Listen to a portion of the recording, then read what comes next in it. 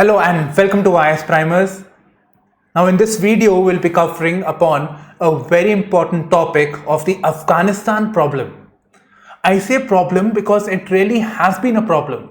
It has been a problem for the USA which was stationed in Afghanistan since 2001 with the task of fighting the militant organization in Afghanistan, which we know it as Taliban.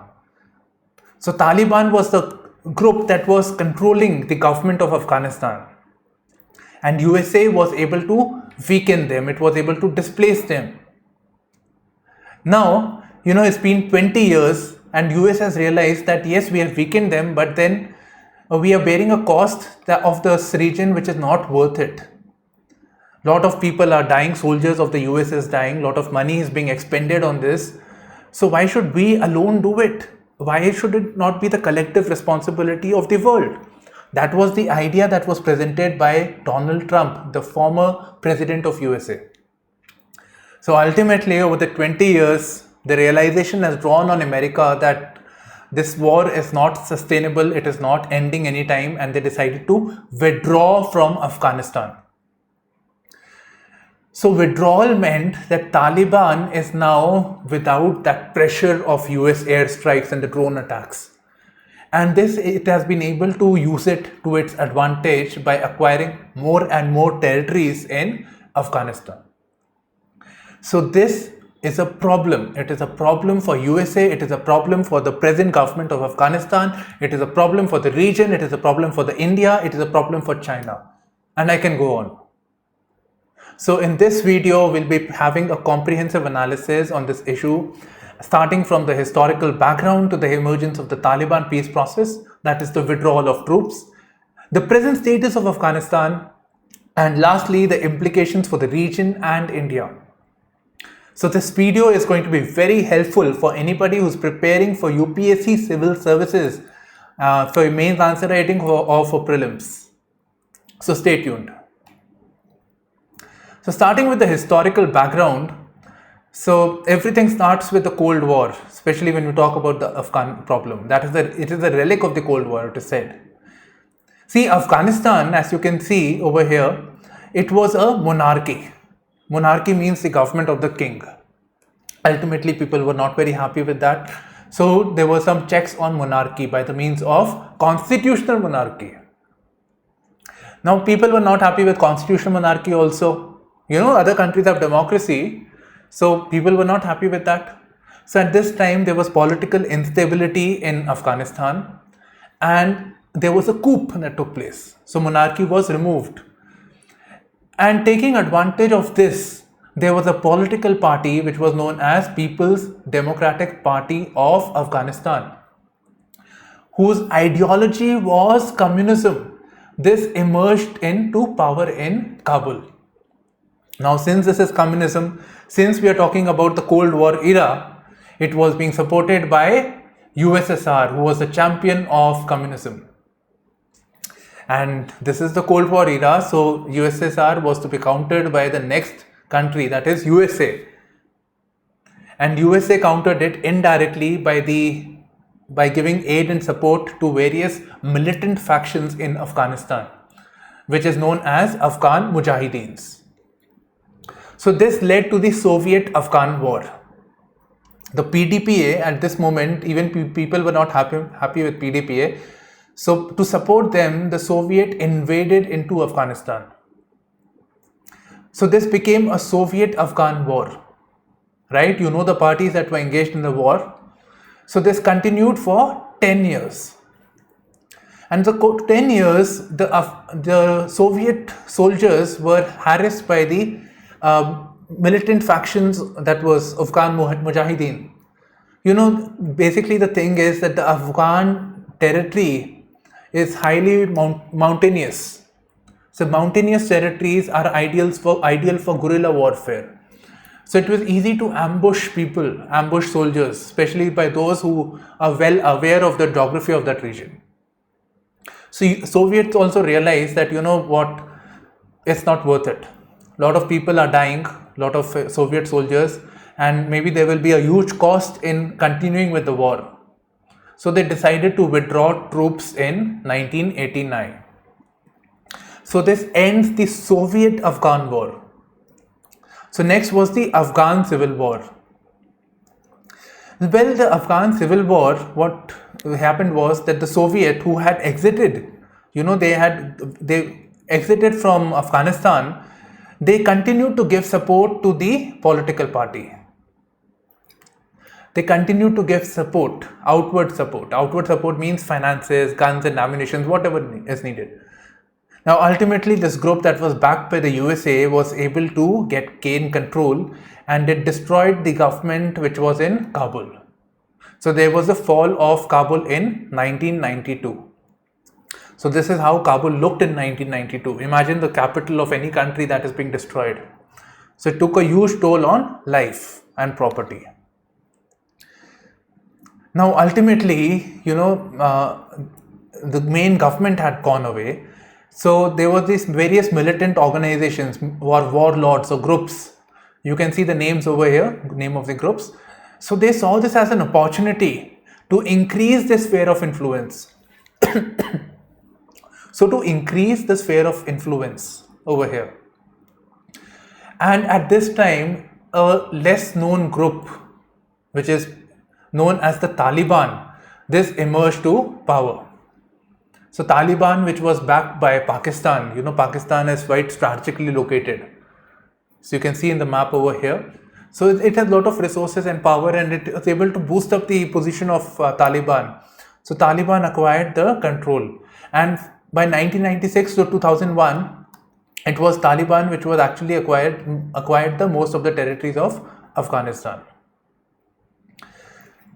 And it was being supported and aided by Pakistan, and plus the fighters of an Arab-based group which was known as Al-Qaeda, whose founder was Osama bin Laden. Now in 2001, right, we are done with the Afghan Civil War. Now in 2001, what happened was the Twin Tower attack. So, the hijacking of plane had taken place and the plane crashed into the building. So here you can see. So USA decided that we are going to take revenge against the Al-Qaeda group, Osama bin Laden. And Osama bin Laden was hiding in Afghanistan, and Taliban said, we are not going to give support. So this became a war against the Taliban and Al-Qaeda. USA decided that they are going to enter into Afghanistan. And how did they enter? They sent the naval ships, and the naval ships started firing with the planes as well as the missiles. So airstrikes had taken place, and this led to the US invasion of Afghanistan. Ultimately, the war in Afghanistan, and in this initiative, it was just USA earlier. Ultimately, NATO also became a member of this war. Now, during the course of time, various militants were killed, including Osama bin Laden, who was found in Abbottabad of Pakistan. Right? So this was done. And since Taliban was weakened, it wasn't that it didn't exist. Taliban was still there, but in certain corners of Afghanistan. And during the course of time, they did organize terror attacks on the US forces. Now, during this time in Kabul, they established a democratic government. Who establishes? US. It conducts elections also. So at present, there is this democratic elected government of Ashraf Ghani. At least we call it as, democratic elected government, because some people say that the elections were rigged. That's why people are skeptical about this. Okay. Now moving on to Taliban peace process. So Afghanistan, USA was in Afghanistan for 20 years, as I've said earlier. And it was a long drawn war. A lot of resources are being spent on this. There is, people of America saying, please, we want our people back to our country. And then there are other emerging geopolitical hotspots like the pivot to Asia to encircle China. So all of this was going on. So ultimately, there was a decision made during the Taliban peace process, which was sponsored by Pakistan. So a decision was made between the US and Taliban of Afghanistan. So in this, not even the government of Afghanistan was taken into confidence. So the dealing was such that Taliban gave an assurance to the US that they will not engage in any violent activities on Afghan soil on the condition that USA decides to exit from Afghanistan, to go back to their home country. You have nothing to do with Afghanistan. Now, even when the peace talks were going on, Taliban engaged in attacks, terror attacks on USA also. But it seems that the US was very, very keen on exiting Afghanistan, right? It is very keen because resources are being spent, and it is almost as if it wanted to find some grace in exit, that people don't say that it was all waste, whatever has happened. So this is how it looks like at this moment. Now Taliban, it's very clear that Taliban has not lived up to its promise. It has not fulfilled the promise. In fact, it has been able to acquire most of the territories of Afghanistan. So the present democratic government has not been able to hold its own against Taliban. Then the concern is that this Taliban peace process is a Pak-sponsored initiative, who was always accused by the US, India, whichever country. It was accused of aiding and abetting Taliban, including certain groups like Al-Qaeda also. Osama bin Laden was found in Abbottabad of Pakistan. So this is a concern. And what concerns even more is that the Pakistan's ideology of strategic depth, so strategic depth doctrine, which goes as such, Pakistan believes that India is using Afghanistan to create instability on their western borders. And India is using Afghanistan against Pakistan.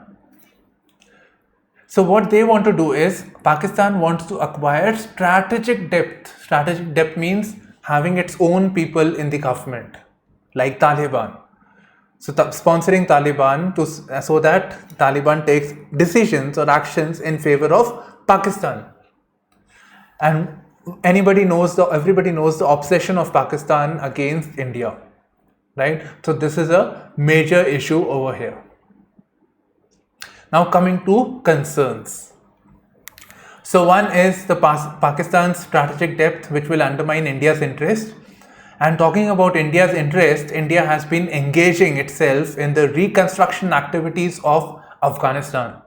So it has built this beautiful building, the Parliament building of Afghanistan. It has built the Salma Dam, which is also known as India-Afghanistan Friendship Dam, right? It has also engaged in something known as a connectivity project, linking the Chabahar port of Iran to Afghanistan.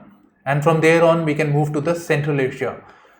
So in a way, it is India considers Afghanistan as the gateway to Central Asia. And further, this Afghanistan, if Taliban activity takes place, this is a cause of concern of national security for India. There is a belief that Pakistan would be using Taliban to encourage militant activities in Kashmir region.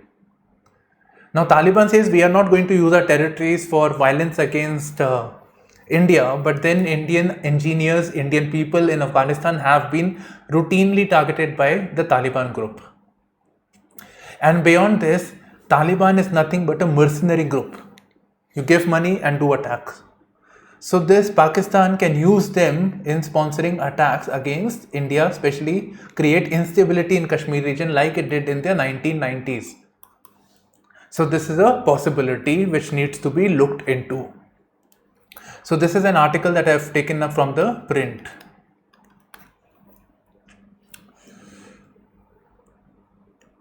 Now talking about the region, right? I have talked enough about India. So region.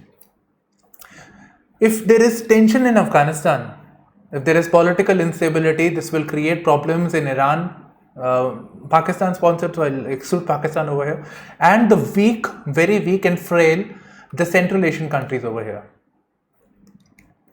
So this is a matter of concern. because Iran is still fine, but these countries are very, very weak, Central Asian countries.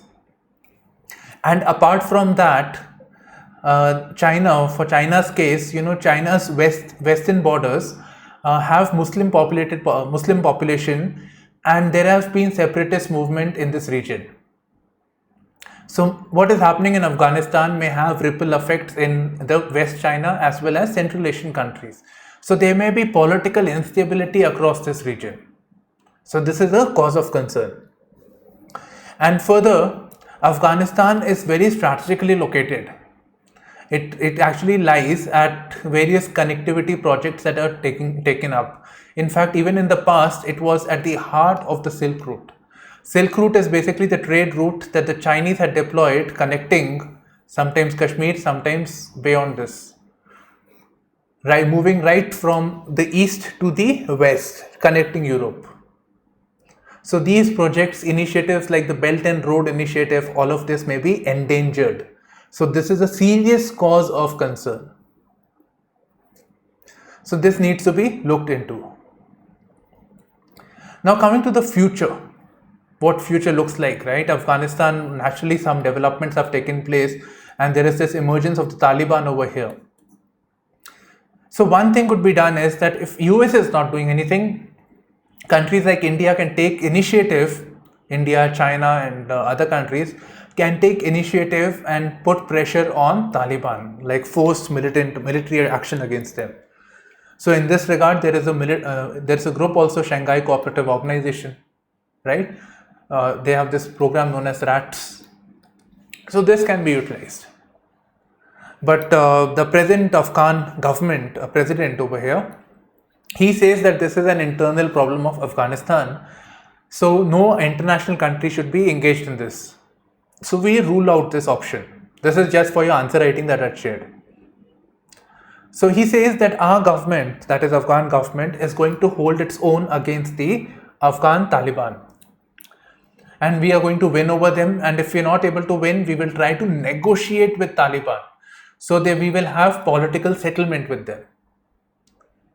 So maybe some sort of agreement, and both are living in peace. So this can be done by means of a compromise between them. So this is done.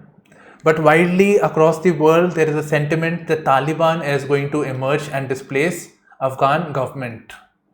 And even India at this point of time has decided to engage and talk with Taliban group.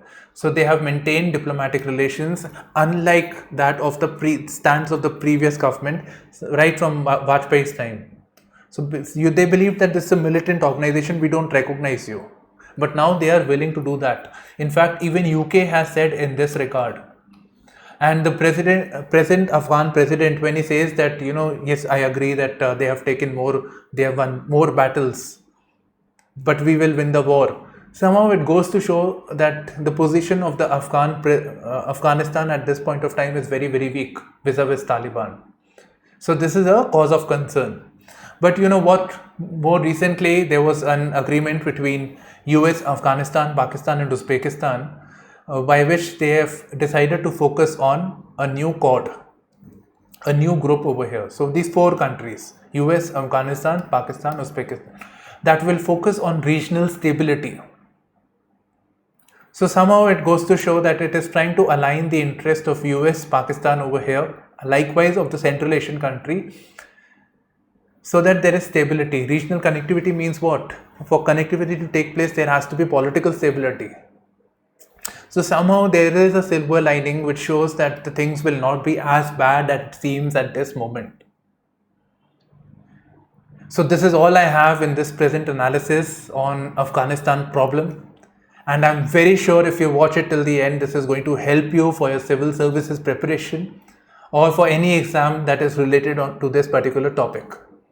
Thank you for streaming in. Bye-bye, take care and all the best. And please do remember to like, share and comment. Bye-bye, take care and all the best for exam.